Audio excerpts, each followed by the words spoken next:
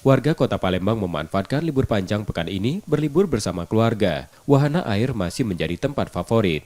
Seperti di salah satu wahana air yang ada di alang-alang lebar Palembang ini, pengunjung terlihat memadatinya. Pengunjung mengaku memilih lokasi ini karena banyak disenangi anak-anak. Selain kawasan wahana air yang asri membuat keluarga nyaman. Iya, biasanya gitu. Kalau misalnya di sini kan mau pantai jauh ya, ya berarti yang paling ini sweet escape-nya kolam renang aja lah. Main ya, kalau anak-anak lebih ke waterboom-nya sih. Terus